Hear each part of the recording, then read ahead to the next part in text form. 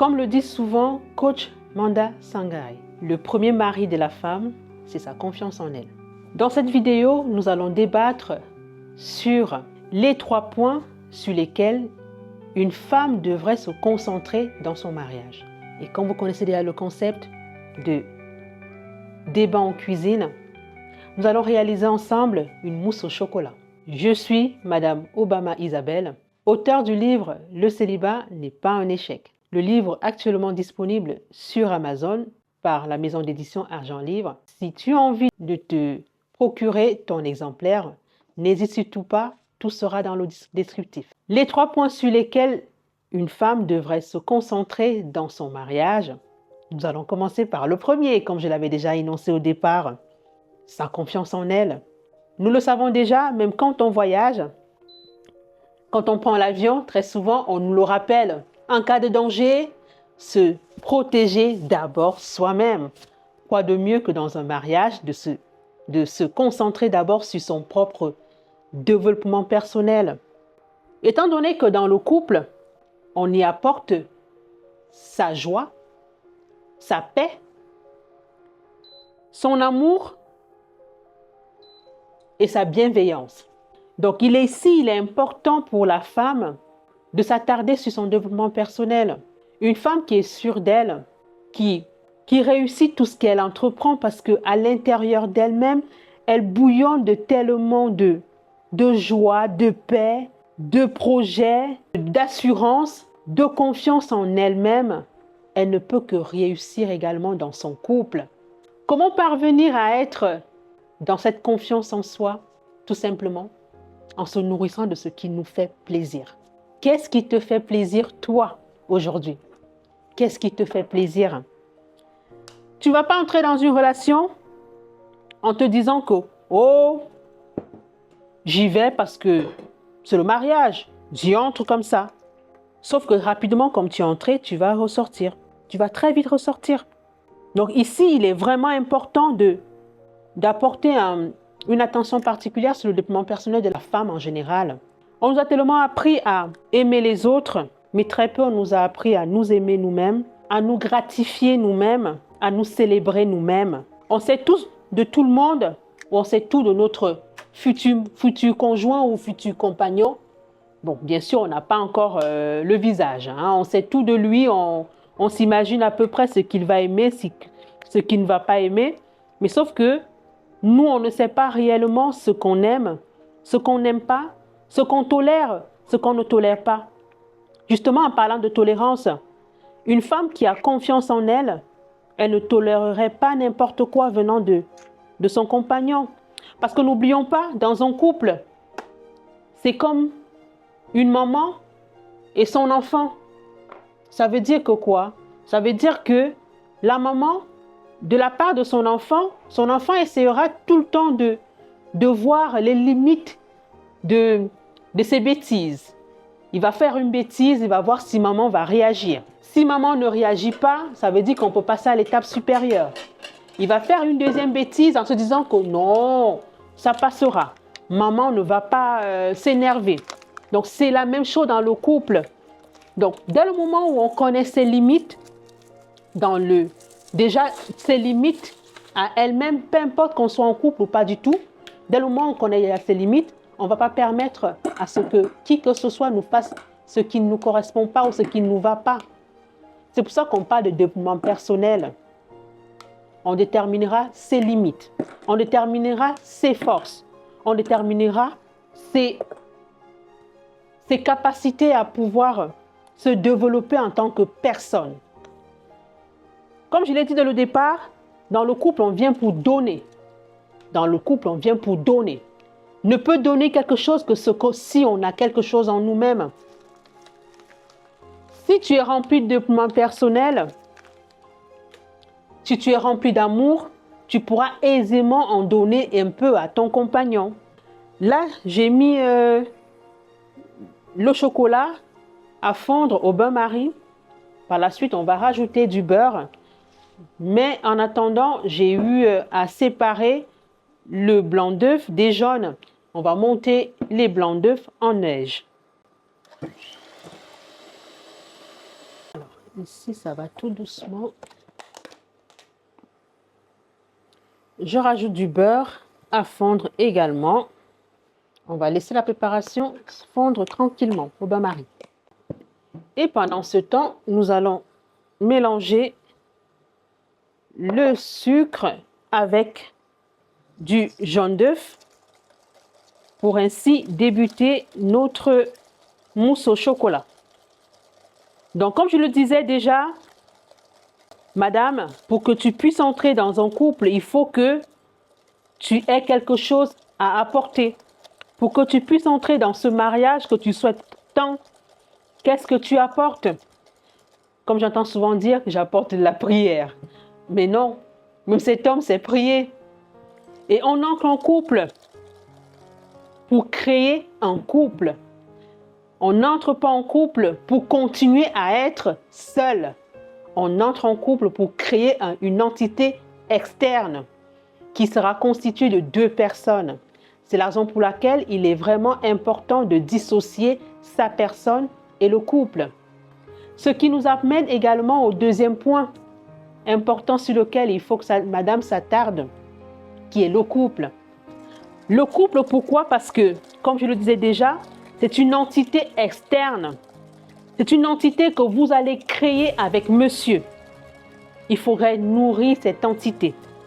Il faudra y apporter justement votre développement personnel.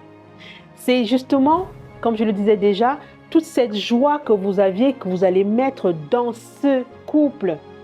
Toute cette bienveillance que vous aviez développée avant, que vous allez mettre là-dedans. Toute cette joie de vivre que vous allez mettre là-dedans. Toutes vos ambitions, c'est là-dedans que vous allez les mettre parce que c'est à vous de nourrir ce couple. Vous n'êtes pas seul, bien sûr. Avec monsieur, vous êtes dans l'obligation de le nourrir. Sinon, il meurt. Sinon, il meurt. Passez du temps ensemble. Parce que justement, vous serez en train de nourrir ce couple. Parce que vous allez passer du temps ensemble. J'entends souvent dire que oui, on va sortir avec madame quand elle sera de bonne humeur. Non, vous ne sortez pas avec madame. Vous êtes en train de nourrir votre couple. Non, madame, tu ne vas pas rester de côté parce que monsieur boude. Si c'est votre rendez-vous du mois pour que vous nourrissiez, que vous passez du temps avec ce couple-là, il est important de honorer à ce rendez-vous. Oui, passez du temps ensemble. Oui, créez-vous des moments de qualité. Créez-vous des moments de qualité parce que ce n'est que comme ça que va résister ce couple que vous avez créé. Créez des moments de qualité. Les moments de qualité ne sont pas seulement quand on va aller au deuil, on va aller à une fête parce qu'on nous a invités, parce que c'est arrivé comme ça par hasard. Non. Décidez-vous de prendre minimum 2 jours dans le mois, minimum, ou alors 2 week-ends dans le mois, où vous vous nourrissez ce couple. Prenez justement le temps. Qui viendra nourrir ce couple si vous ne le faites pas? J'aimerais bien savoir. Parce que si une personne vient de l'extérieur, comme on le dit souvent, oh, telle personne a gâté mon couple, parce que vous n'avez pas nourri suffisamment ce couple. Donc, cette tierce personne venant de l'extérieur a eu son mot à dire. Il a eu tellement son mot à dire que votre couple, il est mort. Parce que c'est vous qui tenez la chandelle pour que le feu continue de rayonner dans ce couple. Ne laissez pas entrer n'importe qui dans votre couple.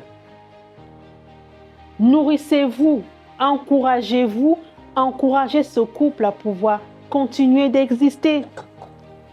Si vous ne faites pas des efforts mutuellement, ce couple va mourir. Il va mourir.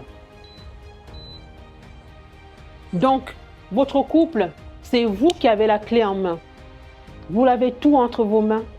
Si déjà monsieur est rempli de développement personnel, madame est remplie de développement personnel, ça va donner que quoi? Ça va donner un couple qui est fort, qui a des bases solides, qui a juste envie de continuer d'exister, de continuer de rayonner.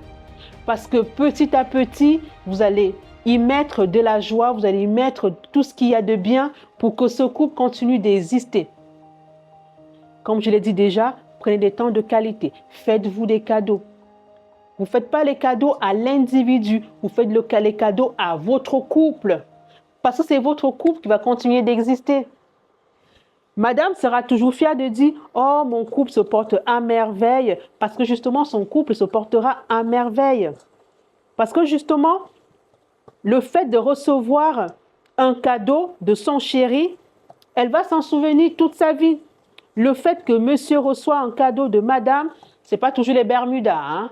Les hommes aussi en ont marre de vos Bermudas et des chaussettes que vous les offrez parce que pendant les fêtes ou pendant leur anniversaire, ne va sortir de là que les Bermudas et des chaussettes ou alors une cravate en passant ou un stylo. Offrez à votre couple, parce que c'est également prendre du temps pour votre monsieur, vous allez lui offrir quelque chose qui lui fait plaisir. Qu'est-ce qui lui fait plaisir? Ce qui nous amène également au troisième point, qui est votre homme. Passez du temps avec votre homme. Connaissez votre homme. Découvrez votre homme. Découvrez-le au quotidien. Cherchez à comprendre qui est votre homme. Ne vous dites pas simplement « Ah oui, je suis madame telle, ça s'arrête là. » Non. Qu'est-ce qu'il aime? Qu'est-ce qu'il n'aime pas? Qu'est-ce qui lui fait sourire? Qui il était quand il était petit? Parfois, certaines femmes ne savent même pas à quoi aspirait leur mari à l'époque. Qui est leur meilleur ami? Qu'est-ce qui les a touchés le plus quand ils étaient petits? Parce que parmi nous tous, on a toujours quelque chose qui nous a touchés particulièrement. Mais qu'est-ce qui l'a touché particulièrement quand il était petit? Et qui fait qu'aujourd'hui, il y garde un souvenir, un mémorable souvenir.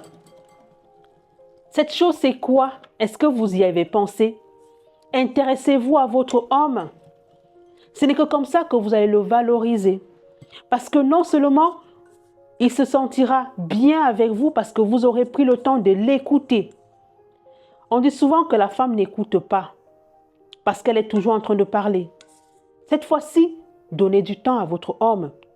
Permettez-le de s'exprimer pour que cette fois-ci, ce soit vous qui apprenez des choses de lui, mais pas toujours lui d'apprendre de vous. Accordez-lui du temps. Accordez-lui du temps. Pas toujours avec des copines ou avec le boulot. Accordez-lui du temps. Parce que là, si vous accordez du temps à votre homme, vous serez également en train d'accorder du temps à votre couple. C'est ça qui est merveilleux dans cette histoire. Parce que plus on accorde du temps à son homme, on cherche à comprendre comment est-ce qu'il fonctionne. On cherche à découvrir qui est notre homme. Plus on nourrit notre couple et plus ce couple sera durable. Alors, pour revenir à notre préparation, nous avons fait fondre le chocolat que nous avons mélangé au jaune d'œuf et sucre. Maintenant, on incorpore le blanc d'œuf. On va l'incorporer en 3 fois. Et on y va délicatement parce que sinon, on aura les blancs d'œufs qui vont tomber. Donc, madame, accorde du temps à ton homme. Passez des moments de qualité. Échangez avec lui. Il n'y a rien de mieux pour pouvoir connaître quelqu'un que de s'intéresser à ses hobbies. Qu'est-ce qu'il aime faire en dehors du travail, en dehors de la maison? Qu'est-ce qui le fait sourire comme un petit enfant? Qu'est-ce qui l'amène à se sentir bien dans sa peau? Vous devez le savoir. On voit tous très souvent l'émission à la télé, les 12 coups de midi ou alors les amours. Je voulais parler des amours. On voit toujours cette émission où très souvent on va demander à monsieur, qu'est-ce que tu connais de madame? Comme ci, comme ça.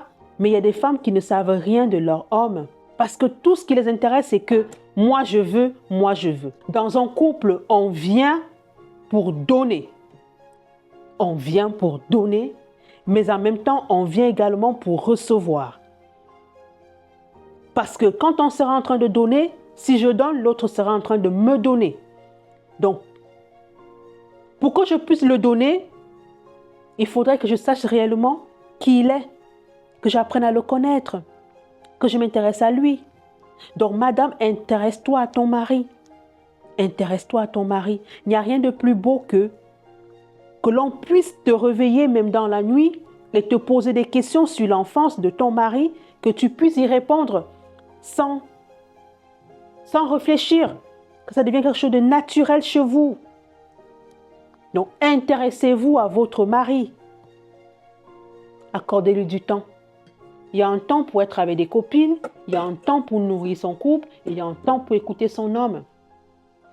Là, nous avons fini notre préparation. Nous allons le mettre dans des moules. Nous allons les mettre là-dedans.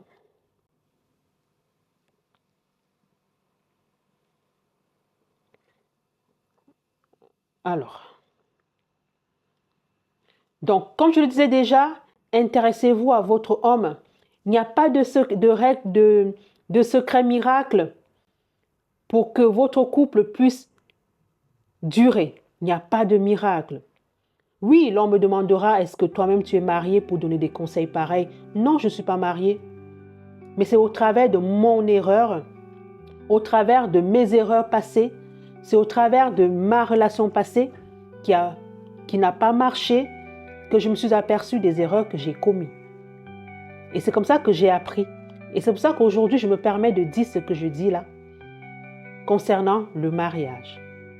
Donc, madame, intéresse-toi à ton mari et tu verras comment est-ce que tu auras gagné un grand plus parce que tu seras intéressé à cet homme, tu auras encouragé ton couple à aller de l'avant, tu auras cultivé des fleurs dans ton couple, tu auras donné le meilleur de toi pour que ce couple continue d'avancer.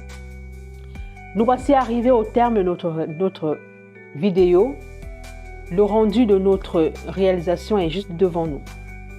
Ce que je peux vous dire, c'est, comme je l'ai dit déjà dès le départ, les 3 points essentiels pour réussir votre couple, pour réussir votre mariage, c'est votre développement personnel, vous, madame, votre développement personnel. Nourrir votre couple, s'intéresser à votre couple parce que c'est votre petit bébé que vous avez mis au monde avec monsieur. Nourrissez-le. Et pour terminer, accordez du temps à votre mari. Cherchez à connaître qui est votre mari. Découvrez qui il est. Mémorisez cet homme pour qu'à la fin, vous ayez le rendu que vous souhaitez parce que vous aurez donné le meilleur de vous pour que tout se passe à merveille. Merci d'avoir regardé cette vidéo et à la prochaine.